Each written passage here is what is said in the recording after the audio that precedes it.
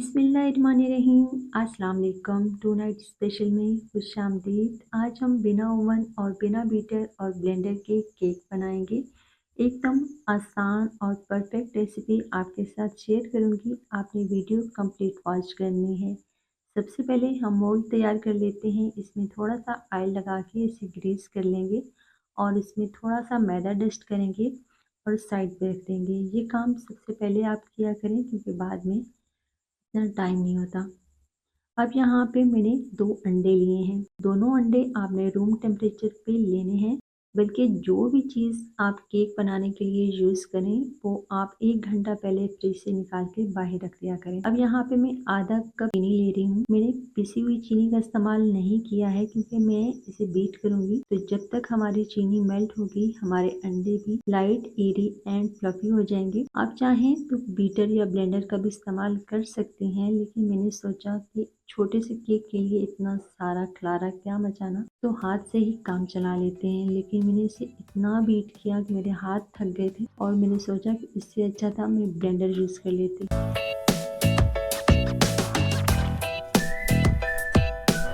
Anyways यहाँ पे मैंने अंडों को तकरीबन 10 से 15 मिनट तक अच्छे से बीट कर लिया था। चीनी तो कब की मेल्ट हो चुकी थी, लेकिन अंडे जो हैं उन पे फोम बन ही नहीं रहा था। अब यहाँ पे एक और गलती, अक्सर लोग क्या करते हैं कि बहुत सारा ऑयल डाल देते हैं। तो यहाँ पे मैंने टोटल 20 ml ऑयल का यूज़ किया है। इससे ज़्यादा ऑयल अगर आप यूज़ करेंगे ना तो आपका जो केक है वो बहुत ज़्यादा स्टिकी बनेगा और वो जब आप इसे प्रेस करेंगे ना तो वो एक लड्डू सा बन जाए। अब यहाँ पे मैं आधा कप टोटल मैदे का यूज़ करूँगी। आधा मैंने अभी डाला है, आधा हम बाद में डालेंगे। और इसका ना बहुत ही इम्पोर्टेंट होता है। मैंने आपको इसलिए नहीं दिखाया है क्योंकि आपका टाइम ना वेस्ट हो। और इसे बिल्कुल धीरे धीरे हाथों से आपने मिक्स करना है ताकि हमने जो अंडों का फोम बनाया है वो खत्म ना हो। अब यहाँ पे हमने half tea spoon baking powder डालना है। बेकिंग सोडा नहीं डालना, बेकिंग पाउडर डालना है। और ध्यान रहे कि आप फ्रेश बेकिंग पाउडर यूज करें। एक्सपायरी अगर यूज करेंगे ना तो केक आपका अच्छे से फूलेगा नहीं। बेकरी से जो आप कोकोनट केक लेती हैं उसमें वो कोकोनट को सिर्फ डेकोरेशन में यूज करते हैं लास्ट में, लेकिन मैं इसमें 1/4 कप डेसिकेटेड कोकोनट डाल रही हूँ। टोटली ऑप्शनल है, आप चाहें तो इस पार्ट को स्किप कर सकती हैं। कोकोनट को भी डालने के बाद आपने धीरे धीरे हाथों से इसको मिक्स करना है। और जहाँ पे मुझे बैटर थोड़ा सा गाढ़ा लग रहा था तो इसको एडजस्ट करने के लिए मैं 1 टेबल स्पून दूध का इस्तेमाल कर रही हूँ। दूध भी आपने रूम टेम्परेचर पर लेना है, अगर नीम गर्म हो तो भी चलेगा। और इसको हमने ओवर मिक्सिंग नहीं करनी और इसको हमने बैटर को मोल्ड में ट्रांसफ़र कर लेना है। आपको लग रहा होगा कि शायद इसमें थोड़े से लम्स हैं, लेकिन इसमें जो हमने कोकोनट स्प्रिंकल किया है उसके आपको चंक्स नज़र आ रहे हैं। लास्ट में भी हम इसके ऊपर थोड़ा सा सूखा नारियल स्प्रिंकल करेंगे ताकि ये दिखने में और ज़्यादा टेम्पटिंग लगे। अब कढ़ाई में चूँकि स्टैंड नहीं आ रहा था तो इसमें मैंने एक छोटी सी प्लेट रख दी है और इसे मैंने प्री हीट होने के लिए रखा हुआ था 10 मिनट पहले से। अब हम इसे बेक करेंगे 50 मिनट, बिल्कुल लो फ्लेम पे। आप देख सकती हैं 50 मिनट के बाद हम इसे टूथपिक या छुरी की मदद से चेक करेंगे। बज़ाहिर तो ये मुझे बिल्कुल परफेक्टली बेक लग रहा था, तो आप देख सकती हैं अंदर से टूथपिक बिल्कुल क्लीन आई है।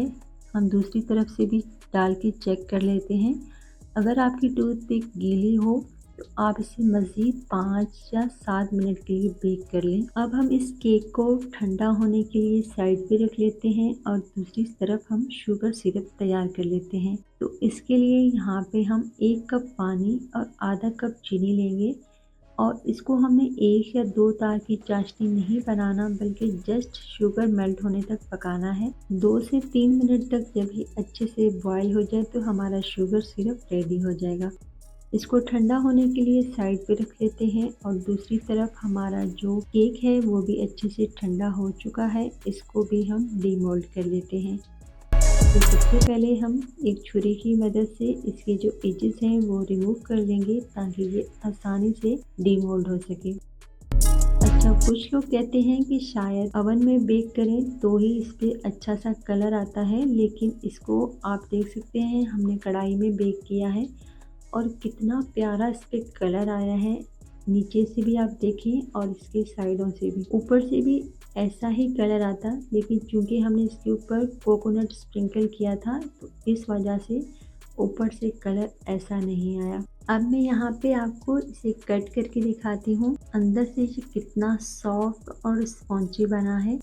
इसे देख के कोई भी ये जज नहीं कर सकता कि इसको हमने घर पे बनाया है। आप भी जब इसे घर पे सेम टू सेम तरीके से बनाएंगी तो इंशाल्लाह इसके रिजल्ट्स देख के आप खुश हो जाएंगी। और सिर्फ 2 अंडों और आधा कप मैदे से हमने 1 पाउंड का केक घर पे बना लिया है। अब हम इसे फाइनल टच देते हैं। तो जो शुगर सिरप हमने तैयार करके रखा था वो ठंडा हो चुका है।